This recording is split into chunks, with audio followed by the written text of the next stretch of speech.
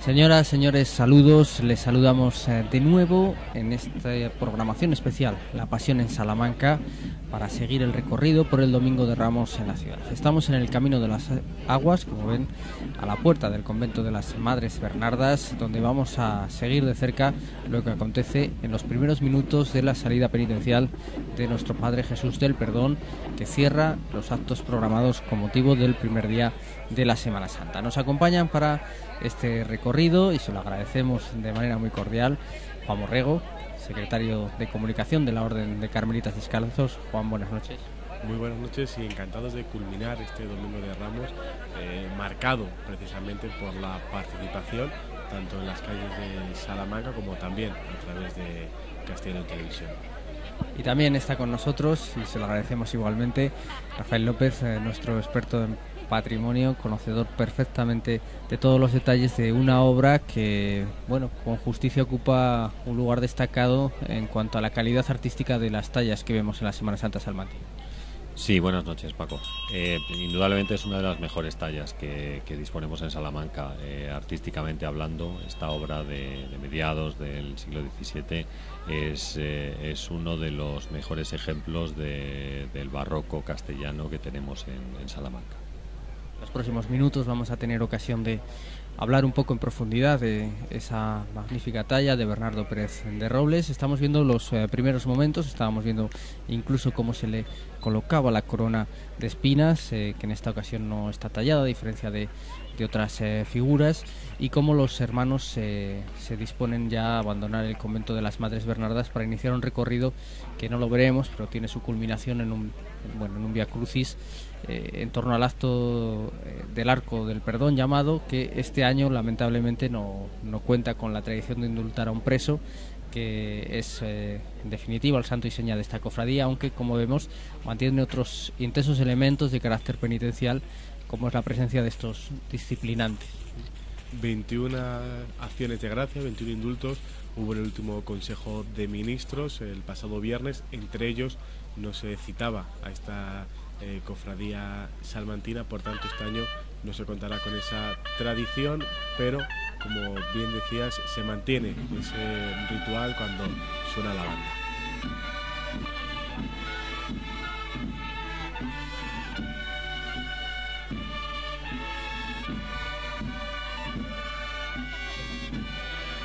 Está saliendo a la calle el paso Camino del Calvario, está acompañando la banda del Cristo del Perdón de Tordesillas. Y bueno, decíamos, Rafa, que la presencia de los disciplinantes, como podíamos denominar a las personas que participan portando esas pesadas cadenas, esas cruces, es un rasgo pues también muy típico precisamente de las Semanas Santas de la época barroca, de siglos atrás, y que esta cofradía, cuando se funda a mediados del siglo XX, también incorpora en sus desfiles.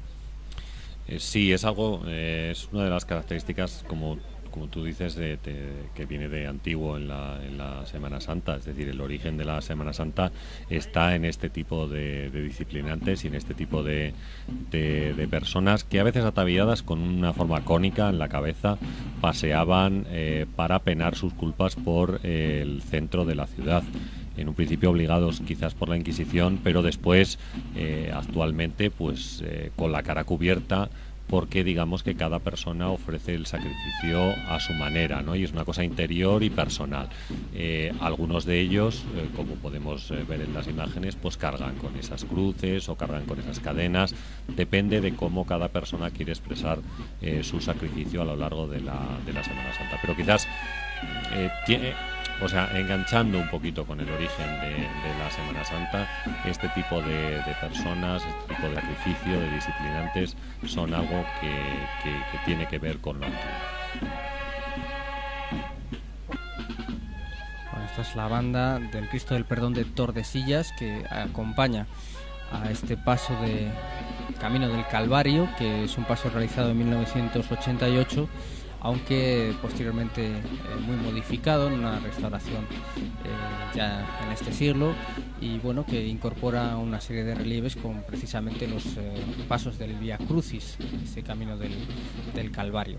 Así que fue una decisión de la cofradía incorporar ese segundo paso para enriquecer también en gran medida el desfile, esta cofradía que preside José Antonio Ciudad, que estábamos viendo ahí precisamente, contemplando los pormenores del inicio del desfile, con más personas portando esas pesadas cadenas en brazos y piernas, cadenas que en todo caso en el acto que no va a poder indultar a un preso sí van a abrirse como símbolo de liberación de los pecados, que en el fondo es todas estas advocaciones de Jesús del Perdón, el sentido que tiene, ¿no? Ese valor redentor del sacrificio de Jesús.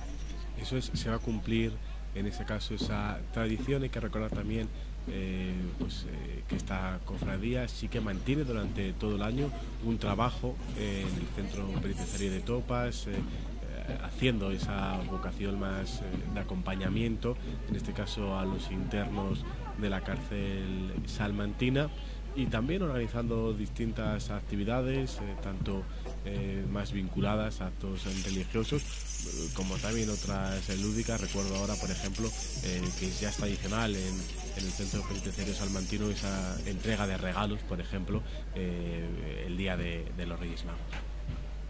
En 2008 por primera vez no se produjo ese indulto de uno de los presos en la historia de la cofradía, situación que luego se ha repetido en varios momentos, y ahí ya estamos viendo cómo está a punto de hacer su salida la imagen de nuestro Padre Jesús del Perdón, una advocación que seguramente es moderna, no corresponde con la original de esta talla, que como decimos salió de la gubia de Bernardo Pérez de Robles, que es un escultor bastante desconocido en la ciudad a pesar de su importancia, mientras saluda la agrupación musical de la Estrella a la salida del paso. Bueno, tú decías quizás desconocido. Tenemos dos obras suyas en la ciudad, una que se conserva en la Venerable Orden Tercera, que también es un Cristo crucificado, y esta otra que, claro, la dificultad que tiene para el público y para los hermanos de la cofradía es que se encuentra en un convento de monjas de clausura. Entonces el acceso para poder contemplarla, para poder venerarla a lo largo del año, los fieles que quieran, pues no es tan fácil, ¿no? Porque es complicado, ¿no? Es un tema difícil. Entonces, claro, por eso quizás es menos conocida.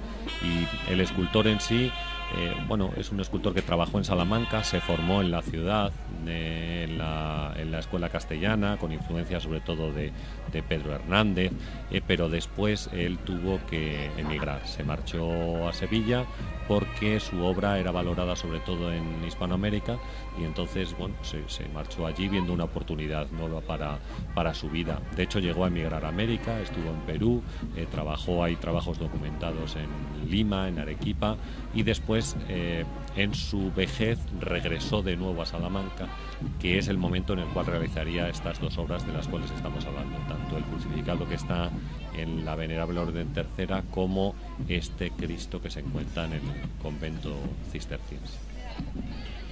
Es curioso porque parece que en algún momento esta imagen, hay que recordar que la Cofradía de Jesús del Perdón es una filial, nació como filial de la Seráfica Hermandad de Nazarenos del Santísimo Cristo de la Agonía. En algún momento esta fue la imagen del Cristo de la Agonía, y la actual imagen del Cristo de la Agonía, que es una réplica de Damián Villar de ese crucificado al que aludías, iba a haber sido el Cristo del Perdón. Ahí hay unos cruces. Lo que pasa es que luego, cuando la orden de franciscanos, por el estado delicado de la talla, prohibió que siguiera saliendo en procesión, se quedaron las cosas tal y como las conocemos hoy. Es una curiosidad de al final tallas que vienen y van. En todo caso, esta diferencia de ese Cristo de la Agonía que se puede contemplar en el convento franciscano sí está policromada, que parece que no es un rasgo especialmente distintivo de la obra de Bernardo Pérez. Yo pienso que las imágenes son diferentes, es decir, no podemos comparar una con la otra. En concreto, esta que nosotros estamos contemplando hoy, yo pienso que tiene influencia de las dos escuelas, tanto de la escuela castellana como de la escuela andaluza.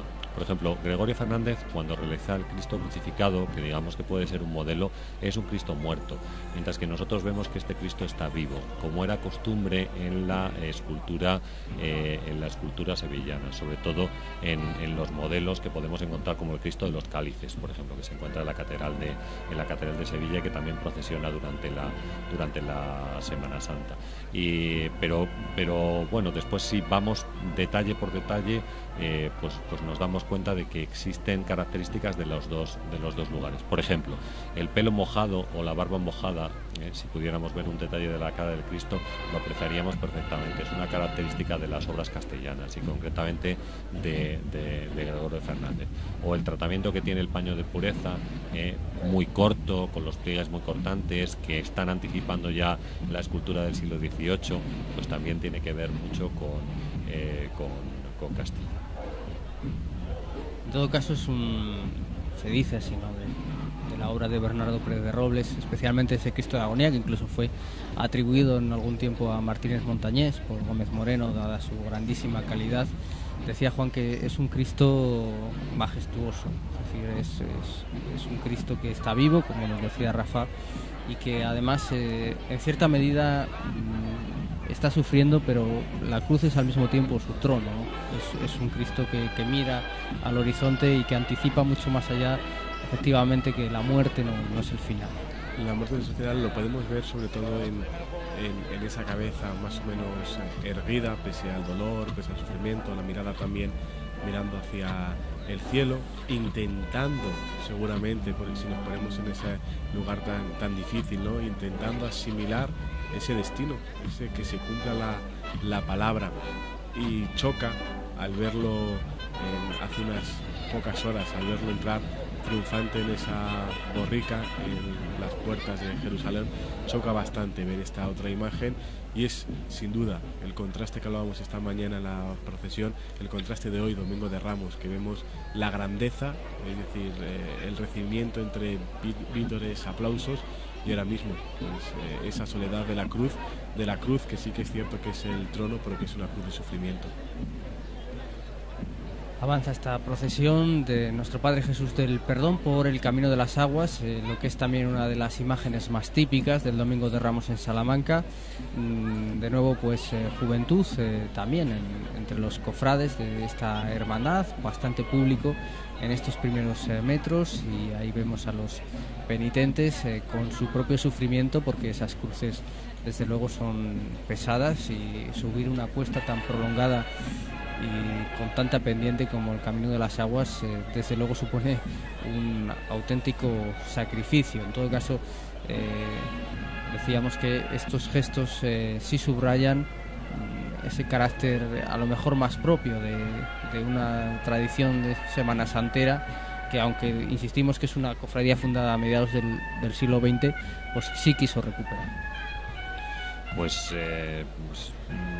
insistimos un poco en el origen de las cofradías, es ese, es el sacrificio, y quizás ellos, yo creo que pusieron bastante hincapié en el año 1986, cuando vuelve a recuperarse la procesión, en este punto y en este tema, es decir, el cargar con cruces, el llevar las cadenas, y un poco también no solamente la idea de sacrificio, sino la idea de perdón, porque es decir, el Cristo, el titular de la cofradía, alude a algo que es muy importante para los católicos, el perdón, el poder perdonar a los demás, y bueno, prueba de ello es la idea de rescatar o de volver a poder sacar a la calle a uno de los presos que realmente esté arrepentido. Es decir, esa, digamos, que sería una de las condiciones, entre comillas, por las cuales se va a liberar o se libera un preso que, como nos indicaba Juan hace un momento, pues este año parece que no ha podido llevarse a cabo.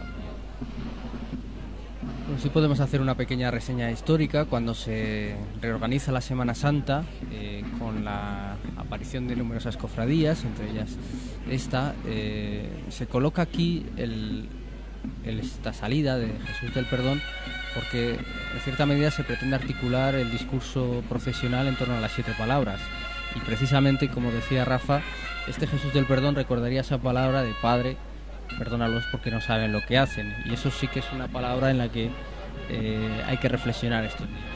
Hay que reflexionar sobre todo y bueno, hay que recordarlo, no tanto llevarnos a esa reflexión de aquel tiempo, sino reflexionar en el día a día, en nuestro avatar, en nuestro trabajo, en nuestros compañeros, en aquellas personas que tenemos cerca. Quizá la Semana Santa nos tiene, por supuesto, que hacer reflexionar sobre aquel acontecimiento histórico, pero eso tiene que trascender a la vida diaria, a nuestro devenir diario, y es ahí donde tiene que nacer esa reflexión profunda y sobre todo esa aplicación a la vida cotidiana de cada uno.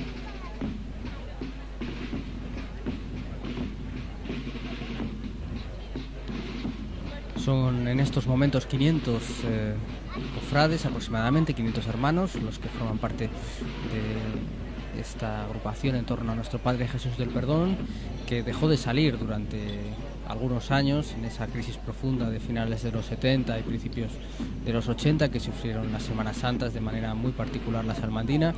El desfile se recupera en el año 1986 y en aquel momento con unos elementos muy parecidos, salvo pues el hecho de que no se utilizaba cera natural en aquellos tiempos, sino iluminación eléctrica, que ya ha ido desapareciendo por completo de la Semana Santa salmantina. En esos momentos y hasta el año 2009 la talla de nuestro Padre Jesús del Perdón procesiona en plano inclinado en unas andas metálicas que inclinaban la cruz al estilo de lo que hoy podemos ver en el Cristo de la Vela.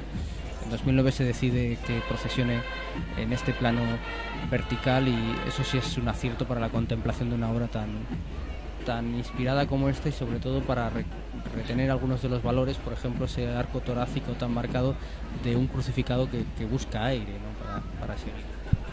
Sí, indudablemente para poder apreciar la obra en su plenitud es mejor que lo haga de forma vertical, como lo hace ahora mismo, y no en plano inclinado.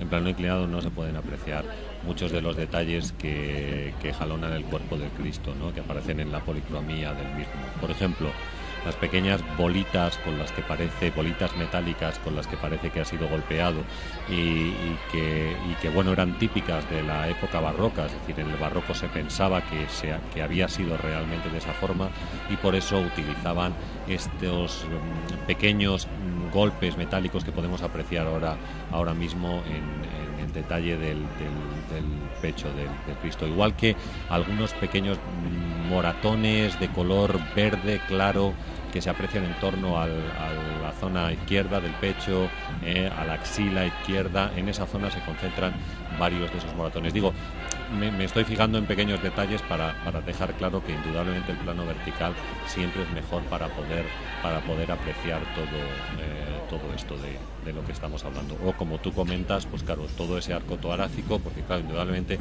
la figura del crucificado se está ahogando, ¿no? Se ahoga porque el peso del cuerpo le echa hacia abajo, no puede cargar sobre sus muñecas para poder coger el aire, e indudablemente va a morir asfixiado. Es así. Entonces, las personas que morían asfixiadas, sus pulmones se hinchaban por el esfuerzo para intentar coger el aire. Por eso podemos apreciar en la figura el estómago metido hacia adentro y la zona del pecho, la zona de los pulmones, pues excesivamente hacia afuera. Bueno, indudablemente todos estos detalles tienen que ver con el plano de la figura y se aprecian mucho mejor en la disposición actual de misma. En todo caso, imágenes incluso en este recorrido que sobrecogen, ¿no? Esa cruz que se recorta en torno a la luna, que ya anticipa su plenitud para los próximos días, y que nos ponen en tiempo de reflexión. En tiempo de escucha, precisamente, de escucha, de mirar, en este caso, este realismo, este cuerpo ensangrentado, y estamos viendo que tampoco a veces pensamos que las procesiones en Salamanca tienen que ir vinculadas también a monumentos históricos. Estamos viendo un recorrido precisamente pues que no tiene en su paso ningún monumento especialmente importante desde el punto de vista arquitectónico, y vemos también pues una procesión con gente, con momentos, con recorridos, con instantes, que cada uno puede quedarse con uno de ellos, pero sin duda, si comentabas de la luna como fiel testigo de lo que está ocurriendo, es hermoso.